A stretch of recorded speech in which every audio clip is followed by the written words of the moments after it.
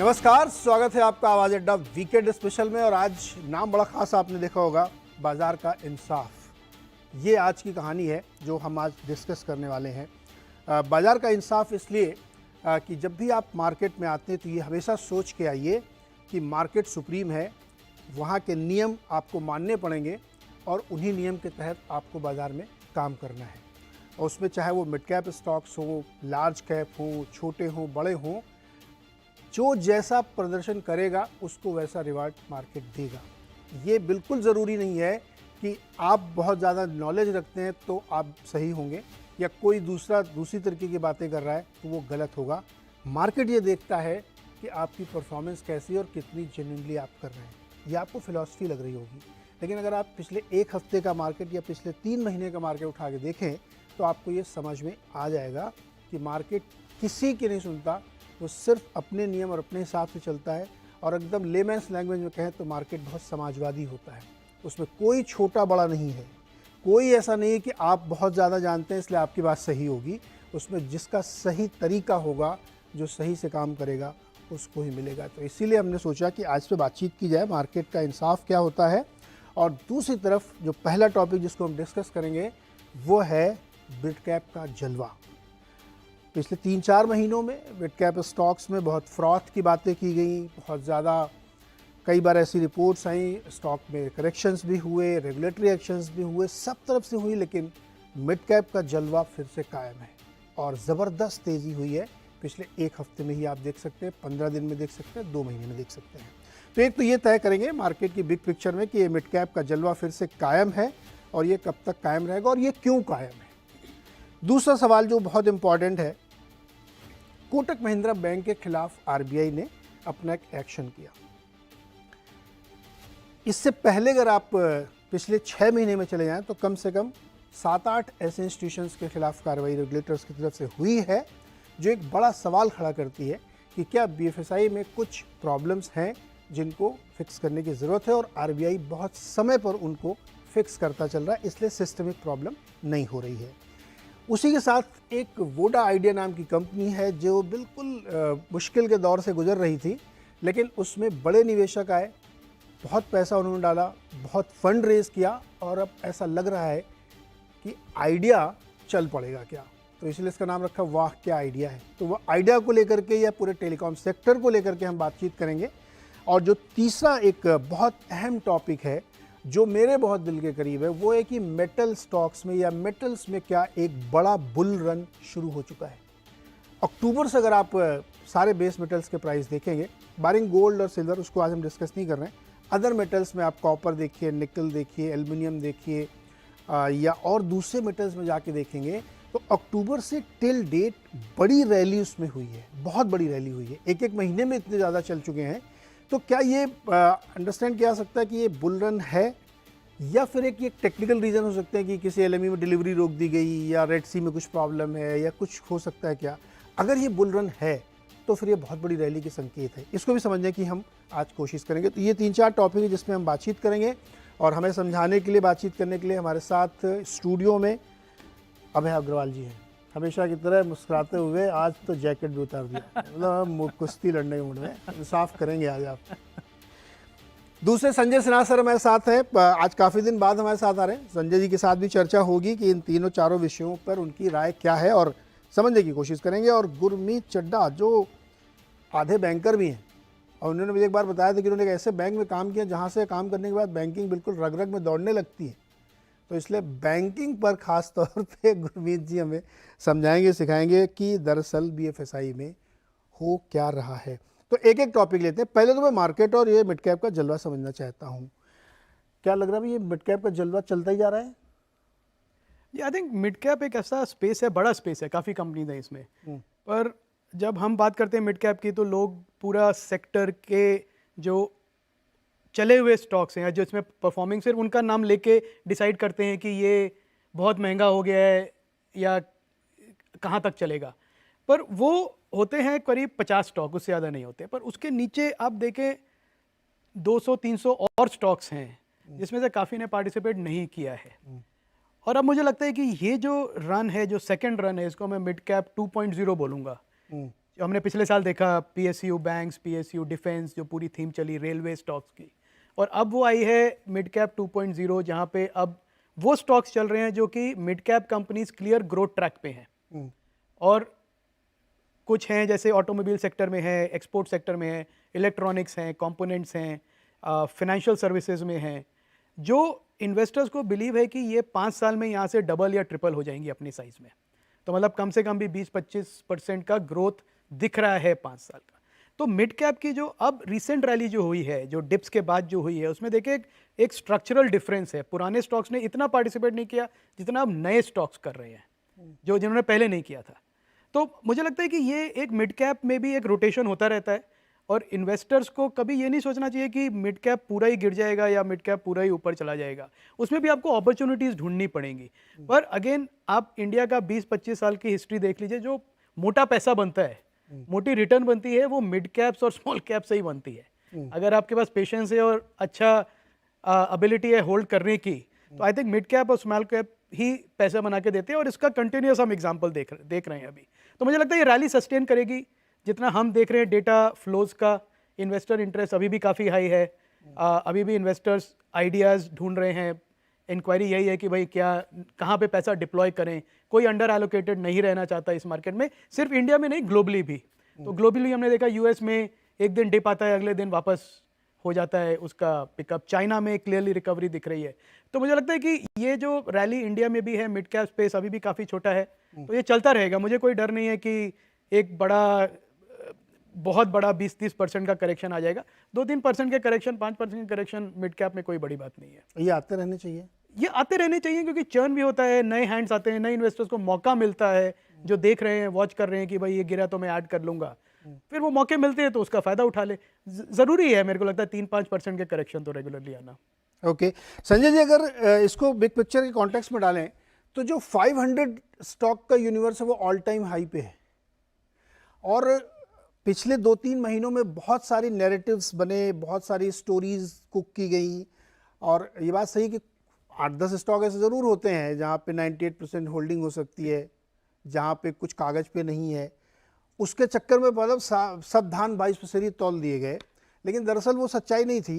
क्या ये थ्योरी सही है कि मिड कैप को आप ऐसे इग्नोर करके चलेंगे तो फिर काम नहीं बनेगा आपका?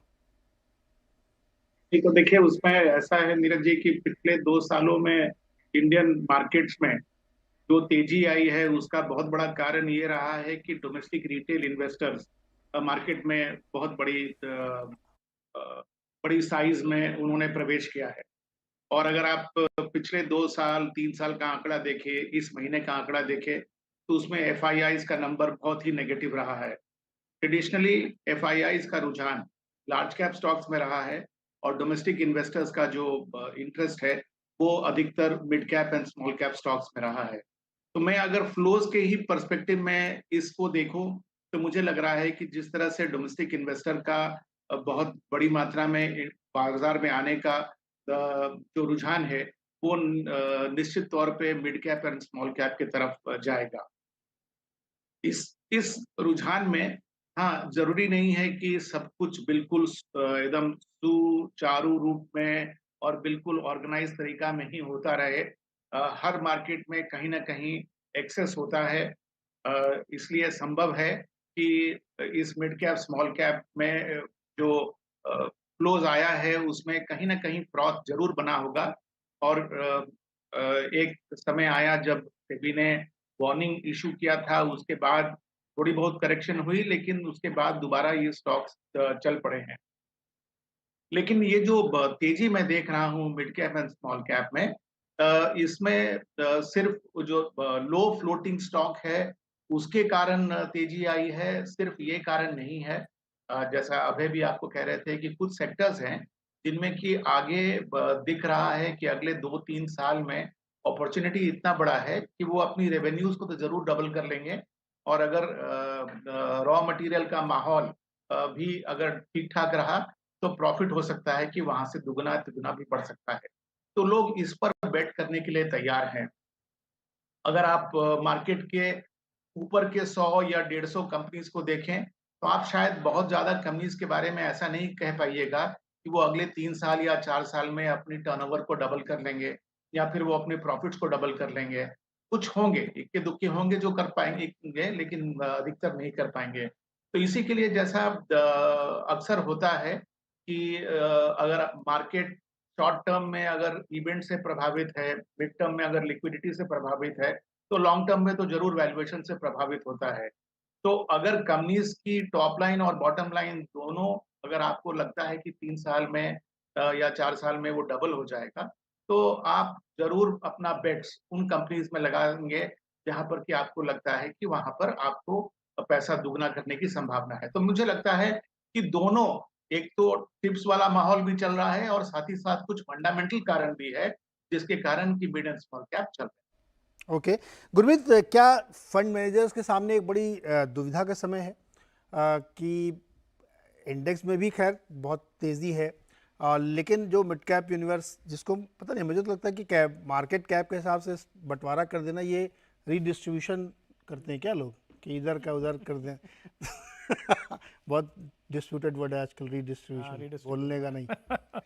तो ये जो एक मुश्किल आप लोगों के सामने आती है कि यार पैसा किधर लगाएं, नाम सब लोग डरा देते मिड कैप गिर जाएगा, लेकिन एक्चुअली वोल्टास जैसे स्टॉक को देखिए, कितना 20 लाख एसी बेच डाले। हैवेल्स देख लीजिए, हैवेल्स देख लीजिए, एम्बर लॉयड देख बेचे लीजिए, कितने ऐसे सारे कर उन्होंने, रहे हैं। ब्लू स्टार देखिए, करेक्ट। 30-40% के रिटर्न दे रहा, 11% चला एक महीने में स्मॉल कैप इंडेक्स। हम जैकेट उतार के क्यों बैठे हैं स्टूडियो में? तो गुरमीत जी, क्या व्यू आपका भाई, ये जो पूरी कहानी है मार्केट की, उसमें आउट परफॉर्म तो यही कर रहे हैं, दुविधा होती है आप लोगों के सामने क्या? नीरज जी, पहली दुविधा ये है कि कोई एक्सीडेंट नहीं होना चाहिए यूफोरिया में। देखिए, गलती पॉजिटिव टाइम्स में ही होती है। नेगेटिव टाइम्स में तो आप बाहर ही बैठे रह जाते हैं या कम इन्वेस्ट करते हैं। तो रिस्क हमेशा कम होता है जब बाजार गिर गया होता है, रिस्क बढ़ जाता है जब बाजार बहुत अच्छा कर रहा होता है। और थोड़ा सा ना इसको आपको 3 पार्ट्स में देखना पड़ेगा। पहला जो पार्ट है कि अर्निंग ग्रोथ क्या है उस स्पेस का। तो अगर आप कोविड के लोज से देखें, 2021 से जब रिवाइवल शुरू हुआ, तो लार्ज कैप का अर्निंग ग्रोथ 20-21% है, मिड कैप का करीबन 30% है और स्मॉल कैप का 40% से ऊपर है। तो कुछ हद तक अर्निंग ग्रोथ ने जस्टिफाई किया है रिटर्न को, नंबर 1। नंबर 2, लिक्विडिटी के पॉइंट ऑफ व्यू से अगर आप देखेंगे, तो बहुत सारा फ्लोज भी गया है यहाँ पे स्मॉल मिड कैप का, डोमेस्टिक इन्वेस्टर्स का। तो अगर आप स्मॉल कैप कैटेगरी देखेंगे तो 2,60,000 या 70,000 करोड़ की सिर्फ स्मॉल कैप कैटेगरी है।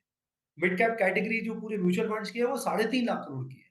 तो आज अगर आप 20,000 करोड़ की सिप बुक आप देख रहे हैं, लगभग आधी सिप बुक स्मॉल और मिड कैप की है। मतलब आपको $1.5 बिलियन का मंथली इन्फ्लो है। ये भी एक काफ़ी बड़ा कारण है और इस वजह से आपने देखा होगा बहुत सारे फंड्स ने लमसम बंद कर दिया है। मेजॉरिटी फंड्स ने कर दिया है, 2-3 फंड्स को छोड़ के। और तीसरा आपको ये देखना है कि यूफोरिया क्यों कहाँ पे क्रिएट हो रहा है। तो मुझे लगता है ये 3 पार्ट में आपको डिवाइड करना पड़ेगा। आप पिछले क्वार्टर जाइए, छोड़ दीजिए 3 साल। पिछले क्वार्टर अगर आप देखें Q3 में, अभी ये क्वार्टर तो शुरू हुआ है। आपका बीएसई 500 का अर्निंग ग्रोथ 25-26% था, निफ्टी का 16%। तो कुछ हद तक अर्निंग ग्रोथ भी है बियॉन्ड टॉप 100 स्टॉक्स में। तो हमें ये बोलना कि सारा स्पेस में यूफोरिया, आई थिंक वो गलत होगा। बट हाँ, कुछ पॉकेट्स में बिल्कुल यूफोरिया है। एक वो मी टू स्टॉक्स जो बढ़ना शुरू हो जाते हैं कि एचएएल चल गया है तो ये भी चलना चाहिए, टीटागढ़ चल गया है तो ये भी चलना चाहिए। अगर एसबीआई और बैंक ऑफ बड़ौदा अच्छा कर रहे हैं तो यूको को भी अच्छा करना चाहिए। ये मुझे जब नैरेटिव बिल्ड शुरू होना होना लगता है कि बस ये चल गया तो इसको भी चलना चाहिए, वहाँ पे सबसे ज़्यादा रिस्क बढ़ जाता है। तो मेरा ये मानना है कि सबसे अच्छा डिफेंस अर्निंग ग्रोथ है। और अगर आप मिड कैप का रिवाइवल भी देखें तो ऐसा नहीं है कि पूरा बाजार वापस आया। जैसा आपने अभी कुछ स्टॉक्स की चर्चा करी, कुछ स्टॉक्स जो गिरावट हुई स्ट्रेस टेस्ट के बाद वो वापस नहीं आ पाए क्योंकि वहां पे अर्निंग ग्रोथ वीक है, चाहे वो केमिकल स्टॉक्स हैं, चाहे वो एपीआई स्टॉक्स हैं, चाहे वो मिड कैप आईटी नेम्स हैं। तो मुझे लगता है बाजार अब यहाँ से जहां पे ग्रोथ होगी, बाजार उसको रिवॉर्ड करेगा। मैंने एक पहले आपको डेटा भी दिया था, जैसे आप टाइटन देखिए, आज से 15-18 साल पहले पैट उसका 80 करोड़ था, मार्केट कैप 3200-3300 करोड़ था। आज पैट ही 3300 करोड़ है। तो जहाँ पे हाई ग्रोथ होगी, 25-30% अर्निंग ग्रोथ होगी, वहाँ पे बाजार सस्टेन करेगा वैल्यूएशन को। जहाँ पे अर्निंग ग्रोथ नहीं होगी, सूनर और लेटर एक्सीडेंट होगा। तो आपका सबसे बड़ा हेज है, वही स्टॉक लीजिए जहाँ पे अर्निंग ग्रोथ अच्छा हो और बहुत ओवर पे मत करिए। 2020-30 की ऑर्डर बुक के हिसाब से मल्टीपल देने लगेंगे तो तकलीफ है। और क्या होता है, जैसे मैं आपको बताता हूँ, नीरज जी, डिफेंस है। डिफेंस में ना रीसेट क्लॉज होते हैं। मान लीजिए आपने जो सप्लाई किया उसमें कुछ प्रॉब्लम आ गई, आपको रिकॉल करना पड़ा, अभी वो कोई नहीं देख रहा है। ऑर्डर बुक के हिसाब से आप स्टॉक्स को दौड़ाए जा रहे हैं क्योंकि ये बड़ी टेक्निकल स्पेस है। सिमिलरली इंफ्रास्ट्रक्चर प्रोजेक्ट्स में कॉस्ट ओवरहैंग हो सकता है, कमोडिटी प्राइसेस बढ़ रहे हैं। तो खाली ऑर्डर बुक देख के मत करिए, थोड़ा सा रैशनैलिटी लगाइए और आई थिंक अर्निंग ग्रोथ अच्छा लीजिए और बहुत ओवर पे मत करिए। 100-200 का अर्निंग मल्टीपल देंगे, सूनर और लेटर नुकसान होगा। Okay, interesting. एक उदाहरण इसे नाम लेता हूँ बट वो किसी रिकमेंडेशन में नहीं, फोर्स मोटर्स के रिजल्ट आए हैं आज, स्टॉक पता नहीं कहाँ से कहाँ पहुँच गया, अर्निंग सुपर आई है उसकी, 300 रुपये की ईपीएस आई है, 100 से बढ़ के 300 हो गई, ऑपरेटिंग प्रॉफिट मार्जिन 14% के आया निकल के। तो जो गुरमीत करे बिल्कुल सही बात है कि अल्टीमेटली तो जिसको कहते हैं ना कि ब्रह्म वाक्य तो वही है कि अर्निंग तो मैं कैचअप करनी पड़ेगी। और इसमें जो आपने बिल्कुल ठीक है, जो एक मार्केट का इटर्नल ट्रूथ जिसको कहते हैं ग्लोबली सारे इन्वेस्टर्स की, वो ये है कि markets are slaves to earnings. हाँ, जो प्राइस है वो अगर अर्निंग्स हैं तो वो सस्टेन करेगा, अर्निंग्स नहीं है तो नहीं सस्टेन करेगा वैल्यूएशन। ये मतलब ये हमेशा पिछले 100 साल की आप देख लें हिस्ट्री, यही रहा है। तो जो अभी हमने देखा काफ़ी लार्ज कैप स्ट्रगल कर रहे हैं, क्यों कर रहे हैं? अब 2% की ग्रोथ नहीं है। आईटी सेक्टर आप देख लीजिए, आप कह रहे हैं कि आईटी सेक्टर चलेगा चलेगा, अभी तो नहीं चल रहा ना 2%, तो वो स्ट्रगल कर रहे हैं। बैंक्स देख लीजिए आप। ये बताओ आप अर्निंग में बहुत सही पड़े हो, आईटी वाले में क्या चक्कर क्या था ये? आईटी में नहीं, ये सारे स्ट्रगल कर रहे हैं। पिछले कई महीने से आप आईटी जब भी पूछा था आप कहते नहीं नहीं आईटी नहीं लेना, आईटी नहीं लेना। देखो मुझे ग्रोथ, अभी आप आईबीएम के रिजल्ट देख लीजिए, आए 3-4 दिन पहले, 8% 10% स्टॉक एक दिन में गिर गया, आईबीएम जैसी कंपनी।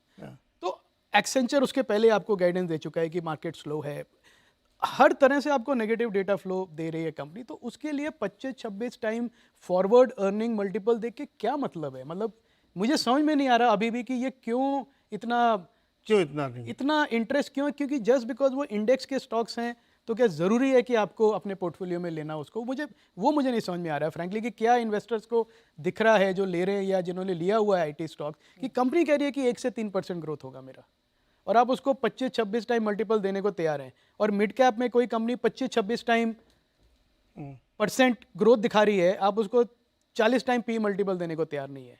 तो ये जो डिफरेंस ऑफ है, यही मुझे नहीं समझ में आता। पर एक तरह से ठीक है, मार्केट में हर तरह के इन्वेस्टर्स हैं और इसीलिए अपॉर्चुनिटीज़ भी होती हैं इन्वेस्टर्स के लिए। यहाँ पे इंसाफ का तराजू है मार्केट का। जी बिल्कुल, जो हम कह रहे थे आपको यहाँ पे रखना चाहिए। और तराजू थाने में यहाँ रख देता।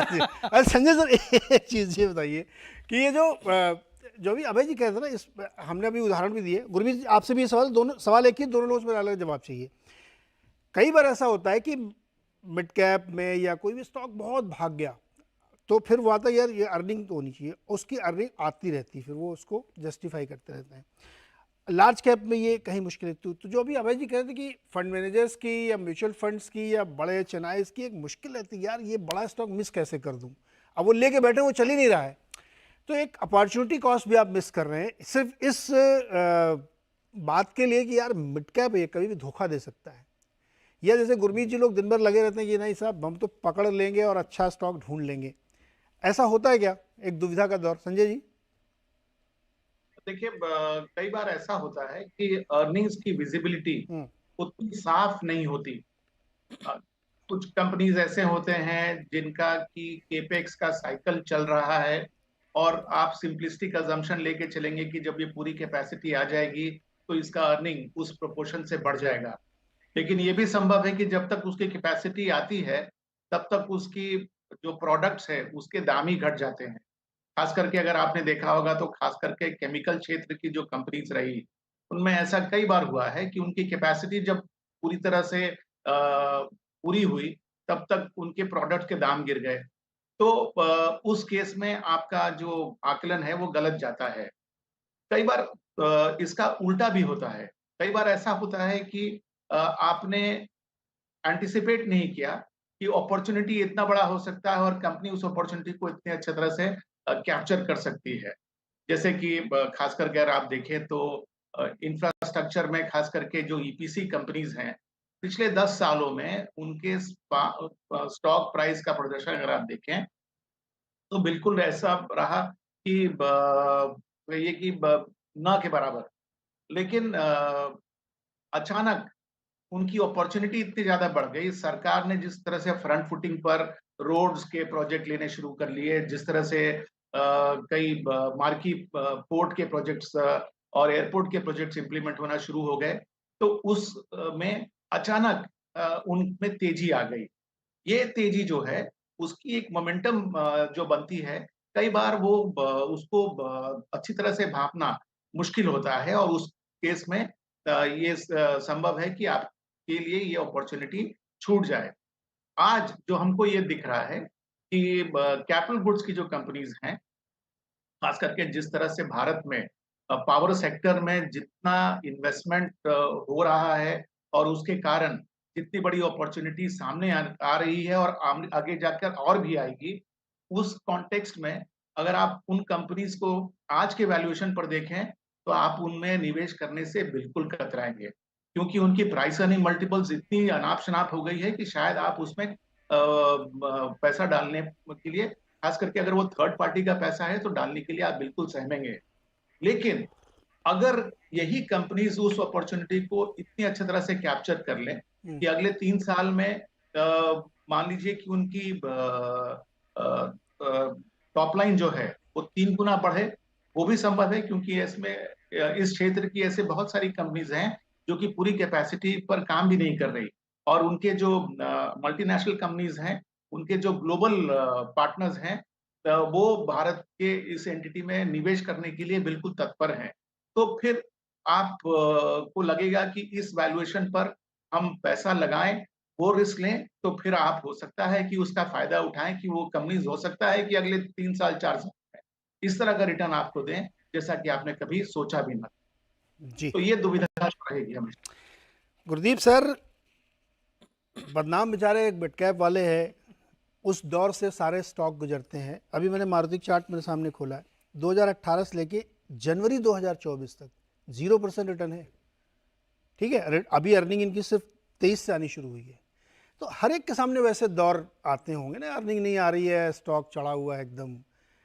मैं ये नहीं करूँगी, मारुति बहुत अच्छी कंपनी है, बहुत अच्छी प्रोडक्ट बनाती है, लेकिन वो दौर हर एक कंपनी के सामने आता है। ऐसे मैं बहुत सारी कंपनी गिना सकता हूँ, लेकिन बदनाम ये हो जाते हैं। तो आप लोगों के सामने एक मुश्किल का दौर ये आता ही होगा कि कैसे इसको जस्टिफाई करें।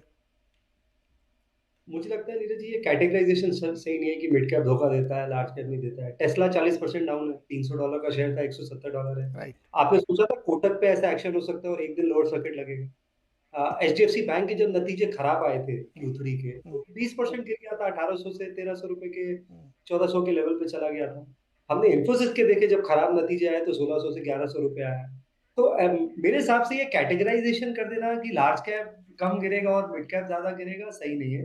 मेरा मेरा बहुत सिंपल है कि आप अगर किसी सारी गुड न्यूज प्राइस में है और अगर अर्निंग डिसअपॉइंट करेगी, तो लार्ज कैप हो या मिड कैप हो, उसमें प्रॉब्लम आने वाली है। कम ज़्यादा एक्सटेंट हम डिबेट कर सकते हैं। बजाज फाइनेंस देख लीजिए, आप ज़्यादा दूर क्यों जाते हैं? ऐसे कोई बहुत खराब नतीजे नहीं थे, बट क्योंकि उसका जो वैल्यूएशन है वो रिच है। बाज़ार का एक्सपेक्टेशन हो गया है कि 30-35% ग्रो करेगा। आप बताइए, 4000 करोड़ का पैट है उसका क्वार्टर का। साल का 16,000 करोड़ प्रॉफिट करती है कंपनी, और बाज़ार डिसअपॉइंटेड है। क्योंकि उसको लग रहा है कि 30%, 35% ग्रोथ नहीं होगी, 25-26% ग्रोथ होगी। तो हाई वैल्यूएशंस का एक ही रिस्क है, जभी भी आप थोड़ा भी कम ग्रो करेंगे उस नंबर से, तो बाजार आपको डीरेट करेगा, जैसे उसने रीरेट किया था। तो एक ही हेज है, जैसे मैंने पहले भी बोला है, सही वैल्यूएशंस पे सही भाव पे लीजिए। और इस टाइम पे एक यूफोरिया आएगा। हुआ भी क्या है नीरज जी, आप फंड मैनेजर्स की भी गलती नहीं है, इतना प्रेशर है हर 3 महीने 6 महीने में अल्फा का। पिछले 2 साल में कितने फंड मैनेजर्स ने 2020 में 21 में किसने बोला था कि डिफेंस चलेगा, पीएसयू चलेगा, कैपिटल गुड्स चलेगा, रेलवे चलेगा? ये था ही नहीं किसी के पोर्टफोलियो। कुछ एक फंड मैनेजर्स थे, शायद प्रशांत जैन थे, जो पीएसयूज़ पे काफ़ी कंस्ट्रक्टेड थे, उन्होंने भी 3 साल काफ़ी अंडर परफॉर्मेंस झेला है उस वजह से। तो मुझे लगता है कि थोड़ा-सा जो ये हम रिएक्ट करते हैं कि क्योंकि हम 1 साल मिस कर गए और हम इस भाव में करते हैं, वो आप डबल गलती करते हैं। तो थोड़ा-सा बैलेंस बनाने की ज़रूरत है, और थोड़ा-सा ये नियर टर्म जो परफॉर्मेंस प्रेशर है, उसको आपको सोक करना पड़ेगा। जैसे क्रिकेट में कहते हैं ना कि जब विकेट गिर जाते हैं, तो कुछ टाइम के लिए आपको सोक करना पड़ता है प्रेशर, कुछ टाइम के लिए, कि अभी पिच पे रहना इम्पोर्टेंट है। आई थिंक ये वही स्टेज है, आपको बस थोड़ा-सा अपना जो जो ग्रीड है, जो आपका फोमो है, उससे थोड़ा-सा कंट्रोल करना है। बिल्कुल, फोमो कंट्रोल करना चाहिए, और आगे के जो शेयर की सवारी कर लेते हैं ना, जबकि 30% अगर है तो अब तो इतना ही चाहिए। आपने मेरे को मुंह में खून लगा दिया, इससे कम में तो मैं मानूंगा ही नहीं, वरना गिरा दूंगा। तो बाजार में निवेशकों को भी सबको ये समझना चाहिए कि एक ना सोबर बिहेवियर हमेशा रिवार्डेड होता है। बहुत ज़्यादा हाइपर किसी भी साइड में होंगे तो आप फंसेंगे। अच्छा, दूसरा टॉपिक जो लेके आते हैं तुरंत, अब बहुत इंपॉर्टेंट है, वो बैंकिंग और फाइनेंशियल सेक्टर में लगातार रेगुलेटरी एक्शंस हो रहे हैं, और उसकी वजह से स्टॉक्स की पिटाई हो रही है, सेक्टर को रीरेट करना या नए नज़रिए से देखने की ज़रूरत क्या है? ताज़ा उदाहरण कोटक बैंक का है। उसमें आरबीआई ने ऑनलाइन बैंक खाता खोलने, क्रेडिट कार्ड जारी करने पर रोक लगा दी है। मार्च मतलब ये पूरा पिछले 6 या 7 महीने आप जाइए, कोटक के खिलाफ हो चुका है, फिर उससे पहले GM financial, IFL finance, Paytm bank, bank of Baroda, SBM bank, MNM financials और उससे पहले एचडीएफसी बैंक। इन सब के खिलाफ पिछले 6-8 महीने में, एक साल में कार्रवाई हुई है और सब में ये डिजिटल वाला इशू ज़्यादा देखा गया है। गुरमीत, आपसे शुरू करते हैं। आप चूँकि बहुत काम भी कर चुके हैं और इसको बहुत डीपली समझते हैं। ये क्या है? क्या हमारे बहुत तेज़ गति से बढ़ने के चक्कर में लैप्सेस हो रहे हैं, बहुत ज़्यादा एम्बिशियस हो रहे हैं कि एक दिन में इतने सारे खाते खोल लेने हैं, या फिर उनको लगता है कि ब्रांच खोल के खाते खोलने से अच्छा है कि ऑनलाइन खाते खोले जाए, जल्दी जल्दी ग्रो किया जाए? ये वाली दौड़ में, अंधी दौड़ में फंस गए? क्या है खेल ये पूरा? नीरज जी, इसके दो नज़रिए हैं। पहला है कि ग्रोथ बहुत फास्ट हुई है, इसमें कोई डिनायल नहीं है, क्योंकि वॉल्यूम बढ़ा है डिजिटल ट्रांजैक्शंस का, बहुत फास्ट पेस पे बढ़ा और बैंक्स को ना एनबीएफसी से कम्पीट करना पड़ रहा था 2 साल 3 साल पहले। बजाज फाइनेंस, आप जाइए टाटा क्रोमा के स्टोर पे, 1 मिनट में आपको 1 लाख का लोन दे देता था। बैंक आपसे प्रॉपर साइन कराता था। तो बहुत एक्सप्लोसिव ग्रोथ हुई है, इसको यूपीआई ने और गवर्नमेंट के डिजिटल इंफ्रा ने भी एड किया है। तो इस जब भी इतनी फास्ट ग्रोथ होगी, आप कैचअप करने में परेशान होंगे। मुझे याद है 2006-7 के बुल साइकिल में इतने फोलियोज खुलते थे कि कैम्स और कार्विल में बहुत प्रॉब्लम हो जाता। वो एक-एक एनएफओ आता था 5-5 हज़ार करोड़ का। मैं 2007 की बात बता रहा हूँ आपको। एक-एक एनएफओ में म्यूचुअल फंड के 5,000-6,000 करोड़ इकट्ठा हो जाता। और उस ज़माने में एंट्री लोड भी होता था, 2.5% का। अभी तो बहुत कम एक्सपेंस में बहुत अच्छा प्रोडक्ट हो गया है म्यूचुअल फंड। तो मुझे लगता है एक ग्रोथ है। दूसरा मुझे लगता है बैंक का एक इंटरप्रिटेशन है कि मुझे इतना जो हमने किया है वो सफिशिएंट है। एक वो इंडिया में एक थोड़ा-सा हम जिसे कहते हैं चलता है एटीट्यूड है कि हाँ, ठीक है, थोड़ा आउटेज हो गया, थोड़ा नेट बैंकिंग डाउन है, तो कोई बात नहीं। क्योंकि ये सारे बैंक्स में हो रहा है। आप किसी भी बैंक की साइट को मंथ एंड पे चेक करिए, कोटक है, एचडीएफसी है, फ्रीक्वेंट आउटेज आपको दिखेगा। और मुझे आरबीआई की जो थोड़ी टोन थी नीरज जी, वो बहुत स्ट्रॉन्ग लगी। इसका ये मैसेज सिर्फ कोटक के लिए नहीं था, ये सारे प्राइवेट सेक्टर बैंक्स के लिए था। उन्होंने वो 5 एरिया भी बताए। अगर आप उनका नोटिफिकेशन देखें, उन्होंने बोला आपका इन्वेंटरी मैनेजमेंट में इश्यू है, यूजर एक्सेस में इश्यू है, आपका वेंडर मैनेजमेंट में इश्यू है, डेटा सिक्योरिटी में इश्यू है। तो उन्होंने बेसिकली जो हम कोर बैंकिंग सीबीएस का जो ऑडिट करते हैं, उन्होंने पाँचों चीज़ों में बताया और बोला कि 2 साल के एंगेजमेंट के बावजूद भी रिस्पॉन्स ठीक। तो मुझे लगता है बैंक को थोड़ा-सा इंटरप्रिटेशन इसका दूसरे लेवल पे ले जाना पड़ेगा कि आपको इसमें इन्वेस्ट करना पड़ेगा और सब्सटैंशियली इन्वेस्ट करना पड़ेगा। जो करंट इंफ्रास्ट्रक्चर है, तो वो कहते हैं ना, एक बहुत अच्छी बुक है Neeraj ji, what got us here won't get us there. तो अभी तक जो हो गया है ठीक है, अगर जो हिसाब से ग्रोथ हो रही है आपका आईटी इंफ्रास्ट्रक्चर हो रही है। तीसरा मुझे लगता है कि एक कहीं न कहीं बैंक्स को ये समझना चाहिए। मैंने एक मल्टीनेशनल बैंक में काम किया है, बिलियंस ऑफ डॉलर्स का फाइन लगता है। आप सिटी का हिस्ट्री उठाइए, बार्कलेज का हिस्ट्री उठाइए, बैंक ऑफ अमेरिका हिस्ट्री उठाइए, क्रेडिट किसी का भी हिस्ट्री उठाइए पिछले 10 साल का, और आप फाइन देखिए उनको कितना लगा है रेगुलेटर से मल्टीपल इश्यूज। मुझे लगता है आरबीआई अभी भी उतना सख्त नहीं है जितना फॉरेन रेगुलेटर्स है, और हमें अगर 5 ट्रिलियन 10 ट्रिलियन डॉलर का जर्नी ड्रीम करना है, तो ये अपनाना पड़ेगा। तो डिजिटल ग्रोथ को मैच करने के लिए आईटी स्पेंड बढ़ना पड़ेगा। सेकंड, मुझे लगता है एचडीएफसी ने पिछले, जब से उनको वार्निंग मिली थी, उन्होंने उस पे थोड़ी-सी तरक्की ज़रूर करी है। ब्रांच नेटवर्क बहुत एक्सपैंड किया है, ताकि जो मॉडल हो वो डिजिटल हो, सारा लोड डिजिटल पे ना आए।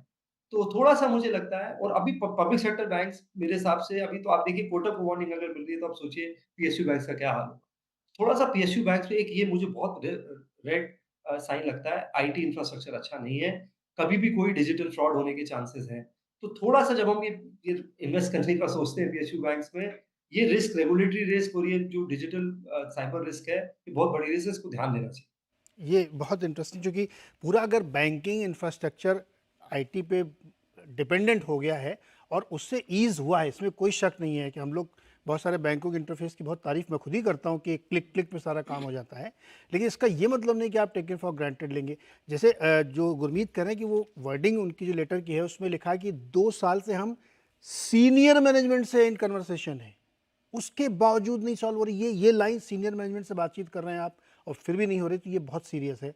आपका क्या अनुभव कहता है कि ये एक पूरे सिस्टमिक प्रॉब्लम खड़ी हो रही है क्या, कि लोग ध्यान नहीं दे रहे हैं इस पर? नहीं, मुझे लगता है, मैं इस पे मैंने काफ़ी रिसर्च भी किया, मैंने लोगों से बात भी करी सेगमेंट में, क्योंकि इंटरेस्ट है हमारे पोर्टफोलियो में। मैं पहले बता देता हूँ, ना बाय सेल रिकमेंडेशन कुछ नहीं है हमारे पोर्टफोलियो में। कोटक बैंक नहीं है काफ़ी टाइम से, तो मेरा कोटक बैंक पे व्यू इतना नहीं जितना मैं सेक्टर की बात कर रहा हूँ।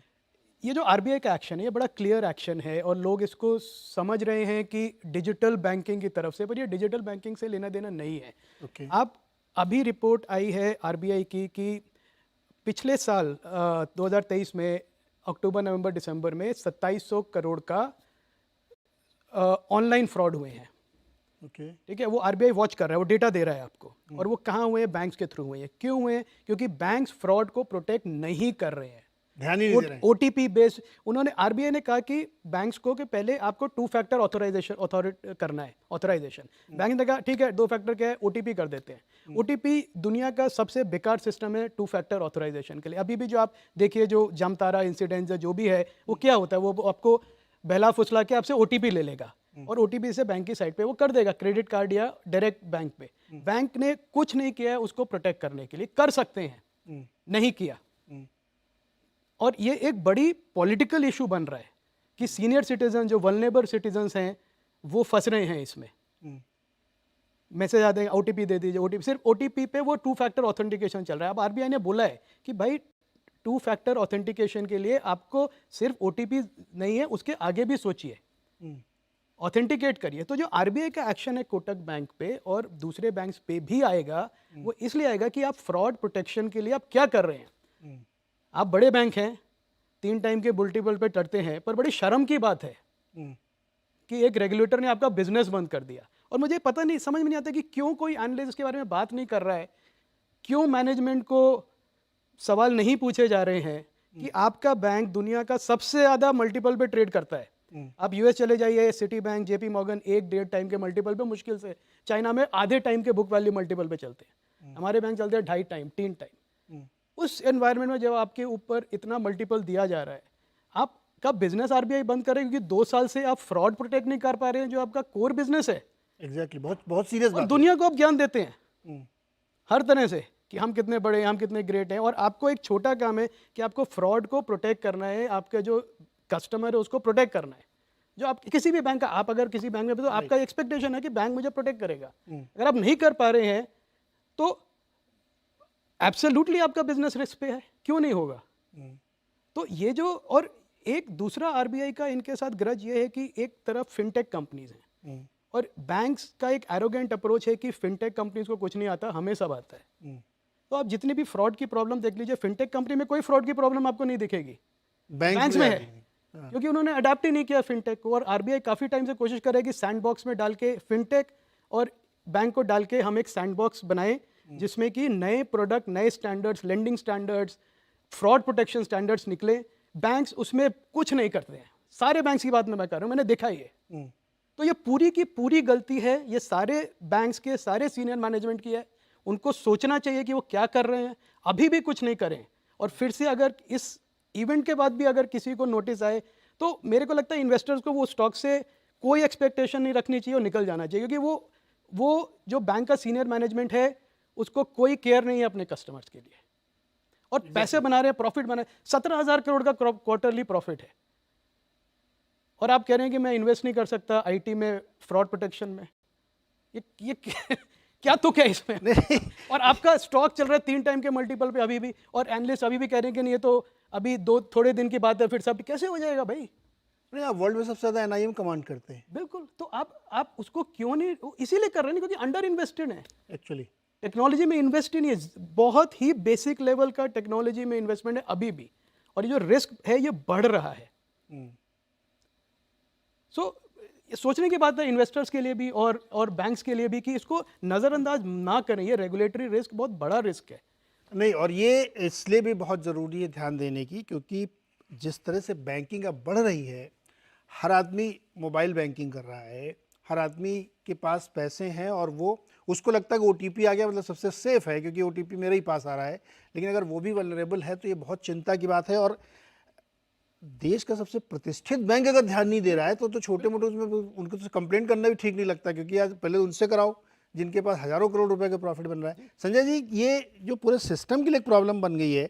इवन पेटीएम बैंक में आपको बताऊं, पेटीएम बैंक में नए अकाउंट खोलने के लिए बहुत प्रमोट किया गया, उनके लिए लोग रखे गए कि आप फटाफट बैंक अकाउंट खोलिए और जिसके साथ वो क्लब कर दिए जाएँ। तो उनको कुछ पैसे कमीशन के मिलते थे।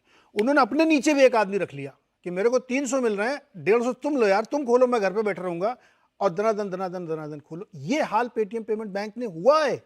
उसके बाद ये स्थिति बनी कि साहब आपके तो सीरियस लैप्सेस हो रहे हैं। तो सर ये मतलब बड़ा है, तो चिंता की बात हो रही है हमारे इन्वेस्टर्स के लिए और कंज्यूमर के लिए भी। संजय जी। तो देखिए नीरज जी, हमारे ख्याल से बैंकिंग सेक्टर में रिजर्व बैंक ऑफ इंडिया ने सबसे पहले पहल ली उनकी एसेट और लायबिलिटी बुक को साफ करने के लिए।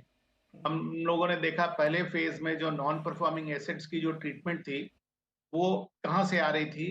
बैंक प्रॉफिटेबिलिटी को चेज करने के चक्कर में अनाप शनाप लोन दिए जा रहे थे, उसके रिकवरी पर उतना ध्यान नहीं था, अकाउंटेबिलिटी नहीं थी। आज हम फोन बैंकिंग को रिस्पॉन्सिबल मानते हैं कि उसके कारण कुछ ऐसे लोन दिए गए जो नहीं देने चाहिए थे।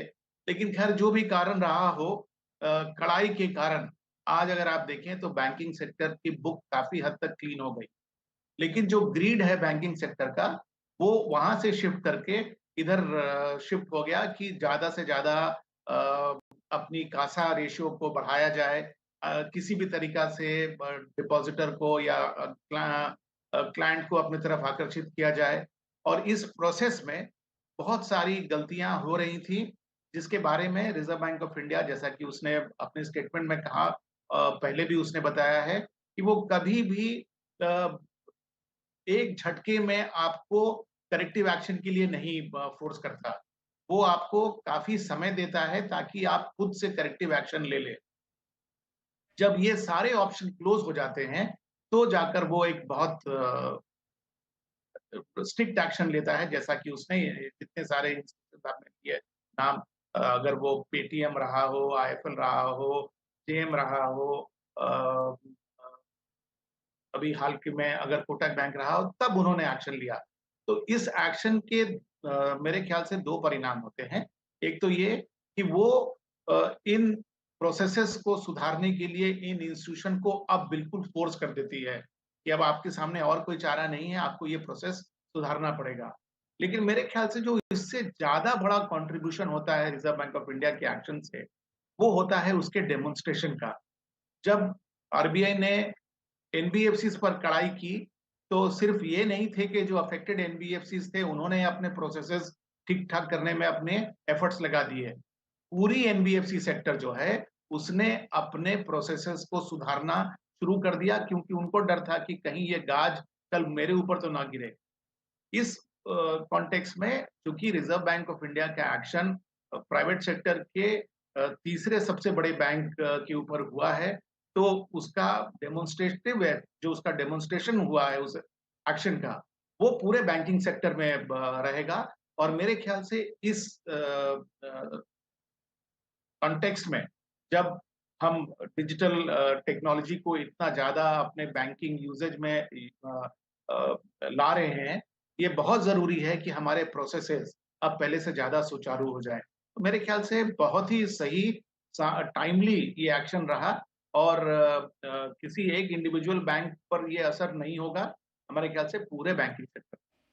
बहुत इंटरेस्टिंग बात है सर, मैं तो इसके लिए आरबीआई को कांग्रेचुलेट करूंगा। आप, मैं खाली एक रेफरेंस के लिए बता रहा हूँ, हर दिन आप बीएससी एक्सचेंज आप देखिए तो कोई ना कोई एक ऐसा नोटिस आता है कि फलाने बैंक के ऊपर 3 लाख रुपए का जुर्माना लगा क्योंकि उन्होंने केवाईसी को ध्यान नहीं दिया था। इस तरह की वो खबरें मार्केट इग्नोर कर देता, ध्यान ही नहीं देता कि अरे यार ये इसी केवाईसी के चक्कर में तो इतने बड़े बड़े फ्रॉड होते हैं। अभी 2 दिन पहले एमएनएम फाइनेंस के नॉर्थ ईस्ट में 150 करोड़ रुपए का फ्रॉड पकड़ा गया है। कैसे हो रहा था यार, कैसे पता नहीं चला? तो इसका मतलब सीरियस लैप्सेस चल रहे हैं, और आरबीआई बहुत अच्छा लगा कि ऐसे रेगुलेटर हमारे यहाँ जो बहुत सही समय पे इस सब चीज़ों को वार्न कर रहे हैं। और इसीलिए मैंने रखा था कि चाहे जितना बड़ा बैंक हो चाहे जितना छोटा बैंक हो, आरबीआई की नज़र में कोई भेद नहीं, वो सबके खिलाफ एक साथ एक तरीके की कार्रवाई करेगा, और करना भी चाहिए। तो मुझे लगता है कि इसमें रेगुलेटर तो है ही हमारा सतर्क, बैंकिंग इंडस्ट्री को दोबारा रीथिंक करना चाहिए कि टेक्नोलॉजी में पैसा लगाना पड़ेगा, तभी आप एक सेफ बैंकिंग दे पाएंगे। सर एक छोटा सा मैं ब्रेक लूँगा, और ब्रेक के तुरंत बाद आके हम ये डिसाइड करेंगे, ये डिस्कस करेंगे रादर कि वोडा इंडिया में क्या हो रहा है, और उसके बाद दूसरा जो टॉपिक है कि क्या मेटल का बुल रन शुरू हो चुका है। छोटे से ब्रेक के बाद तुरंत वापस आते हैं।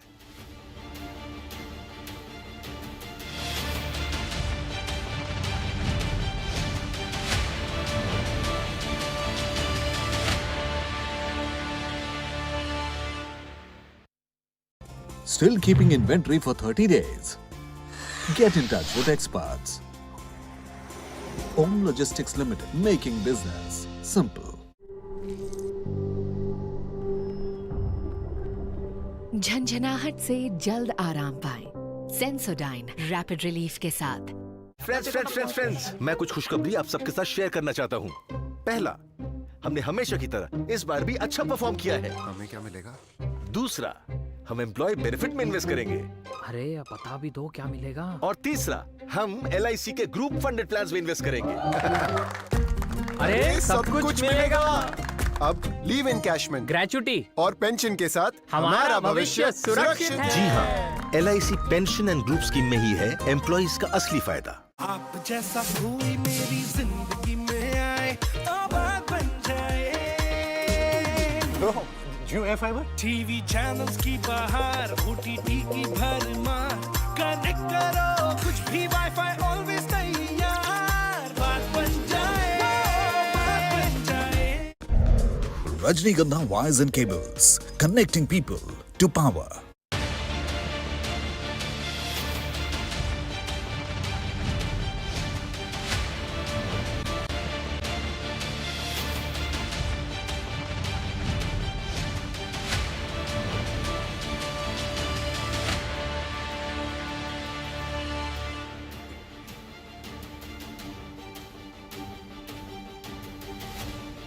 एक बार फिर से स्वागत है आपका वीकेंड अड्डा में। मार्केट का इंसाफ, इस पर हम लोग आज चर्चा कर रहे हैं कई अलग अलग विषयों पर। अब एक विषय आता है कि पिछले हफ्ते की एक बड़ी घटना हुई। वोडाफोन आइडिया में बहुत पैसे जुटाए, 20,000 करोड़ रुपए, 18,000 करोड़ रुपए के FPO उन्होंने कंप्लीट किया सक्सेसफुली और 2,000 करोड़ रुपए प्रमोटर की तरफ से डाले गए। क्या हुआ, मतलब क्या वोडाफोन के जरिए हम पूरी टेलीकॉम की स्टोरी को समझें कि यहाँ पे डुओपोली नहीं, 3 प्लेयर कम से कम रहेंगे बड़े जी। और वोडा आइडिया को एक नई लाइफ मिल रही है? आई थिंक शॉर्टर लाइफ तो ज़रूर मिल रही है, क्योंकि 18,000 करोड़ कम पैसे नहीं होते इस एनवायरनमेंट में। जब आपके क्वार्टरली लॉसेज हैं, पिछले क्वार्टर 6,000 करोड़ का लॉस था, फिर उसके पहले 8,000 करोड़ का लॉस था, तो वो लॉस की भरपाई करने के लिए पैसा चाहिए, नहीं तो company accounting wise insolvent company बन जाएगी। ऐसे एनवायरनमेंट में जब आपके पास 2.5 लाख करोड़ का बोरोइंग्स हैं, हाँ, और उसमें आपको देना है, बैंक्स की भी है, उसमें सरकार की भी है। चलिए आप कहें सरकार शायद रिस्ट्रक्चर कर दे थोड़ा कि आप अभी मत दो, 5 साल बाद दे देना, पर बैंकों की कर्जदारी है। दूसरी तरफ अब उनका प्लान है कि हम 5G में कुछ एरियाज़ में जाएंगे, पर 5G में जाने के लिए आपको जो कैपेक्स करना है उसके लिए पैसे लगेंगे। और अभी का जो बिज़नेस है, वोडाफोन की मैं बात कर रहा हूँ, वो है लार्जली 2G का बिजनेस। और 2G का बिजनेस मुझे लगता है गवर्नमेंट फेज आउट कर देगी, क्योंकि काफ़ी इंडस्ट्री रिप्रेजेंटेशन है ये कहते हुए कि 2G का बिजनेस चल रहा है, इसकी वजह से 4G और 5G प्रॉपर्ली डेवलप नहीं हो पा रहा है। तो एक वो भी प्रेशर है कि 2G का बिजनेस हम क्यों कर रहे हैं, और उसमें एनीवे 50 रुपये का आरपू है उसमें रफली, और उसकी वजह से वोडा आइडिया का जो आरपू है वो करीब 145 रुपये का है, जियो का 180 के ऊपर, और जियो पूरा 4G पे है, और एयरटेल का उससे भी ज़्यादा है, दूसरी तरफ 200 के पार है। तो मुझे नहीं लगता कि ये जो वोडाफोन है ये रिप्रेजेंट करता है प्रॉफिटेबल टेलीकॉम सेक्टर को। वो तो ग्रो हो रहा है और उसको अपना मल्टीपल मिल रहा है, जो हम देख रहे हैं एयरटेल के प्राइस में, और जो हम रिलायंस का डिड्यूस प्राइस है जियो की ओनरशिप में, उसमें हम देखते हैं। पर वोडा एक बहुत ही एक जो अभी एंथुजियाज्म है लोगों का, यही कि एक टर्न अराउंड स्टोरी है। जो मैंने समझा है, मुझे नहीं समझ में आता कि वो कहाँ से टर्न अराउंड होगा, कैसे होगा, क्योंकि लॉस तो बन रहे हैं और हर महीने उनके लॉस हो रहे हैं सब्सक्राइबर्स के। पिछले क्वार्टर में देखा 45 लाख करीब कस्टमर चर्न आउट हो गए। तो अगर 150 रुपये, 145 रुपये के सामने मुझे 180 रुपये का जियो या 200 रुपये पे वो मिल रहा है, तो मेरे लिए इतना बड़ा गैप नहीं है कि मैं स्विच ना करूं। और जितने लोगों को मैं जानता हूं मेरे आसपास के, अगर मैं 100 लोगों से पूछूं तो शायद 2 के पास वोडाफोन आइडिया का कनेक्शन होगा। तो इतना एम्पेरिकली मैं देखूं तो मुझे नहीं समझ में आता कि इन्वेस्टर्स का क्या एक्सपेक्टेशन है वोडा आइडिया से, या कहाँ से वो रिकवर हो जाएगा। एक उम्मीद है कि सरकार अपना जो डेट है या तो उसको रिस्ट्रक्चर कर दे या कुछ कर दे, या टैरिफ हाइक 1-2 बार कम से कम हो जाए तो कुछ पैसे बने। टैरिफ हाइक से जो दूसरी कंपनीज है उनको और ज़्यादा फायदा होगा, और ज़्यादा फायदा होगा। बिल्कुल, उनकी कैपेसिटी और बढ़ जाएगी इन्वेस्ट करने की, और एक कॉम्पिटिटिव मार्केट में है ना आप, तो ऐसा तो नहीं है कि आप क्या गारंटीड आपकी मोनोपोली है उस मार्केट में। दूसरी तरफ जो बड़े प्लेयर बैठे हैं वो तो आपके जो कस्टमर हैं उनको लिए जा रहे हैं। तो इस एनवायरनमेंट में जब आपका टैरिफ बढ़ गया पर आपके जो कॉम्पिटिटर्स हैं वो आपके कस्टमर्स को लिए जा रहे हैं, तो आप एक ऐसे एनवायरनमेंट में जाके कस्टमर कम हुए जा रहे हैं, लॉस बढ़े जा रहा है, तो अब 18,000 करोड़ कब तक चलेगा? कैसे चलेगा? हाँ, मुझे नहीं लगता कि ज़्यादा दिन चलेगा। और इसमें एक बड़ी इंटरेस्टिंग बात है, आपने पहला सवाल पूछा था कि मिड कैप क्या महंगे हो गए हैं, रैली चल रही है। हमारे भी कुछ इन्वेस्टर्स हैं जो बोलते रहते हैं कि अब मिड कैप बहुत महंगे हो गए हैं, थोड़ा बेच देना चाहिए उसे। वो सब एफपीओ में पार्टिसिपेट किया सबने, तो मैंने मैंने उनको पूछा कि भाई आप मुझे समझे थिंकिंग बता दीजिए, हो सकता है आपका डिसीजन राइट है कि आपको जो प्रॉफिटेबल मिड कैप है वो 40-50 टाइम पे महंगे लग रहे हैं, ठीक है। यहाँ पे एक लॉस मेकिंग कंपनी है जिसका अभी कोई फ्यूचर नहीं लग रहा है, उसमें आप एफपीओ में लगा रहे हैं, क्यों लगा रहे हैं? तो ये भी एक इन्वेस्टर्स की बड़ी अलग थिंकिंग। आपने मुझे छेड़ दिया आपने, देखो अब मैं कुछ ऐसा बोलूंगा कि जो आदमी को ये लगता है यार कंपनी चले न चले 15-20 रुपए स्टॉक हो जाए मैं बेच के बस निकल वही है, जाऊंगा। बस वही है। फीलिंग और ये होती वो है। प्राइस का गेम है, और इसीलिए मैं कहता हूँ कि जो रिटेल इन्वेस्टर है, एचएनआई इन्वेस्टर्स भी है, हाँ। वो प्राइस को देख के डिसाइड करते हैं कि ये कंपनी अच्छी है कि नहीं है।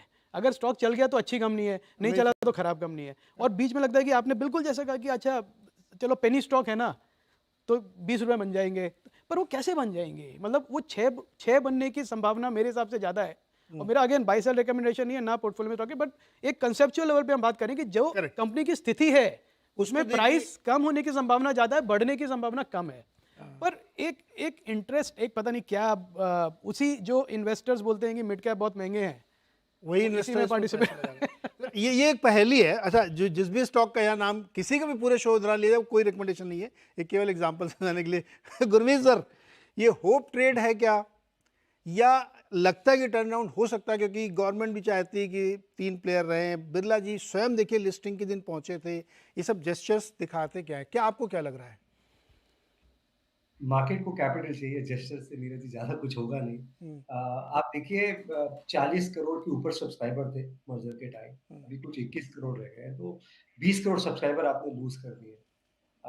आपका आरपू जैसा अभय जी ने बोला 145 रुपए है, तो थोड़ा सा इस पैसे से क्या होगा, एक फायदा होगा, इसके बाद डेट रेजिंग भी थोड़ी सी हो जाएगी, तो जो 18,000 करोड़ है ये शायद 40,000 करोड़ हो जाएगा अगर आप डेट रेजिंग कर पाए, तो कंपनी गोइंग कंसर्न रहेगी कुछ समय के लिए, unless and until remarkable increase हो।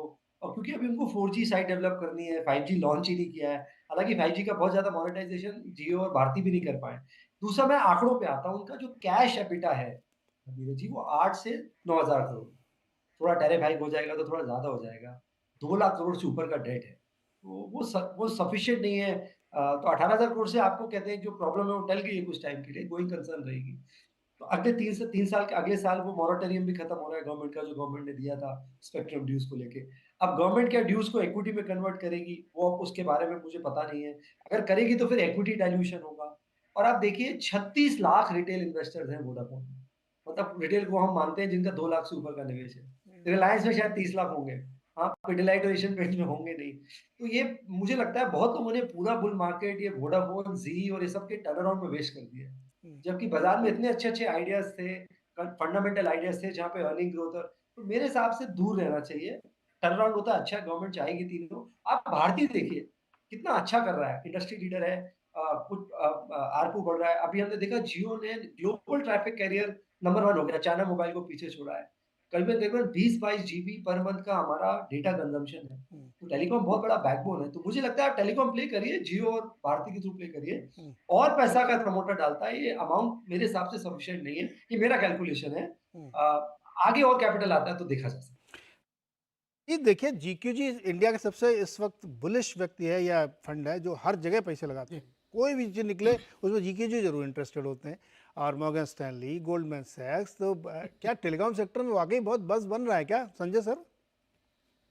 मेरे ख्याल से देखिए हमारी जो एवरेज रेवेन्यू पर यूजर है हाँ, भारत में बहुत ही कम है।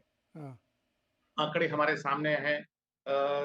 वोडाफोन का अगर 145 है तो जियो का 180 के आसपास, और भारती एयरटेल का करीब 212 के आसपास। अगर आप जो बड़ी-बड़ी हमारी जो 2 बड़ी मोबाइल कंपनीज हैं, उनका वक्तव्य आप सुने, तो वो सब उम्मीद कर रहे हैं कि इलेक्शन के बाद मोबाइल की जो रेट्स हैं, वो ऊपर जाएँगी और सब चाहते हैं कि वो करीब ₹300 के आस-पास जाए एवरेज रेवेन्यू पर यूज़र। डेटा कंज़म्पशन हमारे यहाँ बहुत ज़्यादा है और अब मोबाइल हमारे लाइफ़ का एक बिल्कुल सोचिए कि ब अनिवार्य हिस्सा बन गया है। तो टेलीकॉम सेक्टर में भारत में तो बहुत ही अपॉर्च्युनिटी है, खास करके इसलिए क्योंकि भारत ने फिक्स लाइन से सीधे ग्रेजुएट कर लिया मोबाइल की तरफ। बीच का कोई बहुत सारे ज्योग्राफिकल एरिया हैं जहाँ पर कि आज भी लैंडलाइन पहुँचा नहीं लेकिन मोबाइल पहुँच गया। तो अपॉर्च्युनिटी तो ज़रूर है। रही बात किसी कंपनी को रिवाइव करने के लिए, तो मैं समझता हूँ कि देखिए कभी-कभी कुछ ऑक्सीजन की ज़रूरत पड़ती है कुछ संस्थाओं को। पूरे अगर आप लिस्टेड मार्केट में भी देख लें, ऐसे बहुत सारी कंपनीज़ हैं जो कि सही समय पर अगर पैसा उठा पाईं, तो उनके फॉर्च्यून्स रिवाइव हो गए। अगर हम वोडाफ़ोन का ही एग्ज़ाम्पल देखें, तो उसके लिए ये जो आउटस्टैंडिंग डेट है, उसमें तो 2 लाख करोड़ से ज़्यादा का है जो हिस्सा है, वो तो सरकार का है। और अगर सरकार उसको रिस्ट्रक्चर करने के लिए राज़ी हो जाती है, तो इंस्टीट्यूशन का डेट तो करीब सिर्फ़ 8,000 करोड़ के आस-पास। तो उस कॉन्टेक्स्ट में अगर आप देखें, तो ये जो फंड रेज़ हुआ है, ये काफ़ी है उनके लिए इस आउटस्टैंडिंग लायबिलिटी को पूरा करने के लिए अगर वो सरकार के डेट को किसी और तरीके से हैंडल करे। और ऑब्वियसली सरकार अगर अपने डेट को इक्विटी में कन्वर्ट करती है, जी। किस रेट पे करेगी और कब करेगी उसका बहुत बड़ा योगदान होगा। लेकिन आज जो सबसे बड़ी ज़रूरत है, वो भारत में ये है कि हम सिर्फ़ 2 टेलीकॉम कंपनीज़ पर निर्भर हो जाएँ, क्योंकि बीएसएनएल का मार्केट शेयर अगर आप अभी देखें, तो वो जस्ट अबाउट 8% के आस-पास है। तो यानी कि इन तीनों प्लेयर्स का वहाँ होना बहुत ज़रूरी है। तो मैं समझता हूँ कि अगर एक लीज़ ऑफ लाइफ़ मिला है, तो अपने सब्सक्राइबर बेस को एरोड होने से अगर वो रोक लेता है और अपनी आरपू को बढ़ाता है, तो हो सकता है कहानी कुछ और। सकती है। ये इंटरेस्टिंग है कि भई अब सब कुछ ओपन है और हो भी सकता है, नहीं भी हो सकता। ख़ैर, ये हमने चर्चा इसलिए की क्योंकि बहुत सारे लोगों के दिमाग में सवाल चल रहा है कि वोडाफ़ोन में क्या होने वाला है। अच्छा, अब मेरे पास 6 मिनट हैं, हाँ 2 मिनट आपके लिए। हाँ मेटल में बुल रैली चल रही है क्या? नहीं, मेटल में बहुत सॉलिड बुल रैली है और मुझे लगता है एक साइक्लिकल रिवाइवल हुआ है। सी मेटल्स की जो साइकिल होती है कमोडिटीज़ की जनरली वो लंबे समय की होती है। वॉलेटिलिटी आप छोड़ दीजिए, वो तो कुछ सी रूट बंद हो गया, वो सब हो गया, उसके हिसाब से चलती रहती है। पर जो स्ट्रक्चरल रैली अभी चल रही है वो मुझे लगता है चलेगी अभी, और इसका 2 कारण हैं। एक तो जो सप्लाई साइड है वो कम हुई है क्योंकि काफ़ी ऐसी कैपेसिटीज़ थी जो प्राइस गिर गए थे इतने कि वो अनवाइबल हो गई, पुरानी कैपेसिटीज़ वो बंद हो गई। और हमेशा ऐसे ही होता है कि बॉटम ऑफ द साइकिल पे कैपेसिटी कम हो जाती है तो सप्लाई कम हो जाती है। तो एक ऐसे इन्वायरमेंट में हम आ गए कि सप्लाई कम हो गई। दूसरे, डिमांड जो है वो पिकअप है। चाइना में मैं जितना डेटा अभी देखा पिछले 1-2 महीने में, 3 महीने में, एक वापस रिवाइवल है कंज्यूमर डिमांड का, और उसकी वजह से काफ़ी कैपेसिटी जो है जो चाइना डंप कर रहा था ग्लोबल मार्केट्स में, वो अब चाइना में ही यूज़ हो रही है। तो इसकी वजह से अभी भी मैं कहूँगा ये अर्ली टू मिड स्टेज है प्राइस इंक्रीज का मेटल्स में और कमोडिटीज़ में, क्योंकि अभी भी जो फाइनेंशियल इन्वेस्टर्स हैं जो स्पाइक करते हैं प्राइसेस को, वो अभी नहीं आए हैं। जो गोल्ड में आए थे, गोल्ड में आए हैं, तो प्रेशियस मेटल्स में हमने देखा कि उसका क्या इम्पैक्ट होता है, पर वो इन कमोडिटीज़ में नहीं आए हैं। तो मुझे लगता है ये पिकअप चलेगा, ग्रेजुअली चलता रहेगा, और इसकी वजह से जो काफ़ी कमोडिटी प्लेयर्स हैं, मैन्युफैक्चरर्स हैं मेटल्स के, उनको फ़ायदा होगा। आप अर्निंग्स में इंक्रीज देखेंगे, तो इन्वेस्टर्स के लिए एक अच्छी, मुझे लगता है। आप कह रहे हैं ये बुल रन चल रहा है? ये बोल रहे हैं प्राइस हर एक को ये एज्यूम करना चाहिए कि जो प्राइस बढ़े हैं ये बढ़ते रहेंगे। गुरमीत जी, दुनिया के जो 2 बड़े ट्रेडर हैं, ट्रैफिगेरा और ग्लेनकोर, उनके सामने एक चुनौती आ गई है। कुछ तेल वाले बड़े ब्रोकर और ये सब लोग भी अब कमोडिटी डेस्क बना रहे हैं, अपनी मेटल में खेलेंगे। तो ये अपने आप में बड़ी चौंकाने वाली बात मुझे लगी कि यार ये लोग भी आ रहे हैं, इसका मतलब कुछ है, क्योंकि उनको लगता है कि कॉपर, ट्रैफिगेरा तो ये कह रहा है कि कम से कम 1 मिलियन की शॉर्टफॉल हो जाएगी अगले 4 सालों में कॉपर की, स्पेशली कॉपर, क्योंकि वो ईवी में भी लग रहा है, डेटा सेंटर में भी लग रहा है, रिन्यूएबल एनर्जी में भी लग रहा है। तो ये एक बम्पर रैली बन रही है, और प्लस पूरा Asia, Vietnam, India, China, Bangladesh, सब जगह इंफ्रा पुश चल रहा है। तो ये माना जाए कि ये बुल रन है या सिर्फ कुछ समय के लिए है? ये नहीं, कमोडिटी में आपको थोड़ा टैक्टिकल होना चाहिए। मैं हमेशा से मानता हूँ आप 10 साल 5 साल होल्ड नहीं कर सकते, और थोड़ा आपको जाना पड़ेगा कमोडिटी वाइज। एक बहुत अच्छा रिपोर्ट है सीएलएसए का, हमारे पास समय नहीं है तो मैं आपको बताता कि स्टील में कैसे प्रॉफिट जो है माइनर्स की तरफ शिफ्ट हो रहा है, कन्वर्टर्स में नहीं शिफ्ट। बहुत अच्छी रिपोर्ट है, अगर मैं आपसे ऑफलाइन शेयर भी करूंगा। हम्म। सिमिलरली आपने बोला कॉपर में डिमांड स्ट्रक्चरल है, मुझे लगता है लंबे समय तक डिमांड होने वाली है। प्राइसेस भी बढ़े हैं 8,000 से करीबन 8600 डॉलर पर टन। एल्यूमिनियम में थोड़ा, क्योंकि यूनान प्रोविंस में इशू हुआ है, वहाँ पे प्राइसेस बढ़े हैं 2100 से लगभग 2300 डॉलर पर टन पे। तो थोड़ा आपको सिलेक्टिव होना पड़ेगा। मैं थोड़ा नॉन फेरस का शॉर्ट करते हैं, नॉन फेरस स्पेस पे ज़्यादा टेक्निकली पॉजिटिव हूँ, जैसे हिंदाल्को है या नाल्को जैसी कंपनीज़ है, जहाँ पे आप देख सकते हैं। दूसरा मैं थोड़ा प्रेशियस मेटल्स पे कमोडिटी, ये जो डेट क्राइसिस है यूएस का, यूएस में इन्फ्लेशन बढ़ रहा है और अब ग्रोथ कम हो रही है, स्टैग्फ्लेशन इश्यू आ गया है, इतना डेट इश्यू कर दिया है। मुझे लगता है कि कहीं न कहीं गोल्ड होना चाहिए पोर्टफोलियो में। प्रेशियस मेटल्स थोड़ा-सा आप हेजिंग पॉइंट ऑफ व्यू से रखिए, सारे सेंट्रल बैंक्स खरीद रहे हैं। मैं थोड़ा-सा प्रेशियस मेटल्स को एज़ अ हेज ज़रूर रिकमेंड करूँगा। मुझे लगता है ये डेट क्राइसिस अच्छा एंडिंग हुआ। यूएस ने सारी borrowing Neeraj ji short term treasury bill से करी है पिछले 1 डेढ़ साल में मैक्सिमम। उनको लग रहा था कि रेट कम होंगे तो फिर मैं 10 ईयर पे शुरू करूँगा। अभी 10 ईयर भी 4.70 आ गया है। तो मुझे लग रहा है ये बहुत बड़ा डेट ट्रैप है, ये इससे निकलना आसान नहीं है और इसका हेज है थोड़ा-सा, जो ये वोलेटिलिटी होगी उसका प्रेशियस मेटल। तो नॉन फेरस और थोड़ा-सा प्रेशियस मेटल्स को लेके मैं पॉजिटिव। ओके, प्रेशियस मतलब सोना चांदी, और नॉन फेरस मतलब copper aluminium. Sanjay ji, copper aluminium या नॉन फेरस वाले मेटल्स में क्या एक बड़ी रैली के संकेत दिख रहे हैं आपको? तो देखिए नीरज जी, मेरे ख्याल से कुछ तो पॉलिटिकल कारण और कुछ इकोनॉमिक कारण का एक ही साथ सम्मिश्रण जो है, उसने ऐसी सिचुएशन क्रिएट कर दी है। अब हमको पता है कि मेटल की सप्लाई, खास करके कुछ नॉन फेरस मेटल की सप्लाई जब मुश्किल में है, उस समय हमने लंदन मेटल एक्सचेंज में रशियन मेटल की डिलीवरी को बैन कर दिया। मेरे ख्याल से ये अपने पैर पे कुल्हाड़ी मारने के बराबर है। दूसरी जो पहलू है जिसको मैं इकोनॉमिक मानता हूँ, और मेरे ख्याल से ये कुछ लंबे समय तक प्ले आउट करेगी। उसमें अगर आप देखें तो बहुत दिनों के बाद चाइना में दोबारा रिवाइवल आ रही है, और उसके कारण फेरस मेटल्स के जो प्राइसेस हैं वो हमारे ख्याल से स्थिर होंगे या ऊपर जाएंगे। दूसरी जो है, भारत को भी अंडर एस्टिमेट नहीं करना चाहिए, क्योंकि जिस तरह की हमारी महत्वाकांक्षा है कि हम विश्व की सबसे बड़ी इकोनॉमीज में से एक होना चाहते हैं, तो हमारे यहाँ भी मेटल की खपत बहुत लंबे स्केल पे होगी। और इन सब माहौल के बीच में जिस तरह के आज इंडस्ट्रियल डेवलपमेंट्स हो रहे हैं, इकोनॉमिक व्हीकल्स हो या फिर डेटा सेंटर्स हो, उनके कारण जो नॉन फेरस मेटल की खपत बढ़ रही है। तो इकोनॉमिक कारण और पॉलिटिकल कारण दोनों एक साथ अगर मिल के आ रहे हैं, तो मुझे लगता है कि टैक्टिकली कुछ समय के लिए तो ज़रूर मेटल में एक रैली बन रही है। और चूँकि मेटल की रैली हिस्टोरिकली साइक्लिकल रही है, तो इस रैली के अपस्विंग में हम भले पार्टिसिपेट कर लें, लेकिन हमें अपने आप को सतर्क ज़रूर रखना। मेटल रैली में सतर्क रहना इसलिए ज़रूरी कि अगर साइकिल के आप डाउन ट्रेंड में फंस गए तो बहुत बुरे फंसेंगे और अप ट्रेंड में अगर आप घुस गए तो आपको छप्पर फाड़ पैसा बनेगा। इसलिए हमने कहा इसको समझना बहुत ज़रूरी है। तो बुल रन है कि नहीं है, ये आप बहुत ध्यान से करिएगा। कई सारे विषय हमने डिस्कस किए, कई स्टॉक्स के नाम है, इसलिए ये डिस्क्लेमर है कि किसी भी स्टॉक पे बाई सेल या किसी भी तरह की कोई रिकमेंडेशन किसी की नहीं है। वो चूँकि खबरों में है इसलिए हमने उसका जिक्र किया है। आप सारे लोगों का बहुत बहुत शुक्रिया जुड़ने के लिए और इतनी कैंडिड चर्चा करने के लिए, खास तौर पे बैंकिंग और फाइनेंशियल में। बहुत बहुत शुक्रिया सर। एंजॉय करिए वीकेंड का, बढ़िया सी फिल्में सीरीज़ देखिए और अपने हेल्थ का ध्यान रखिए। बहुत बहुत शुक्रिया।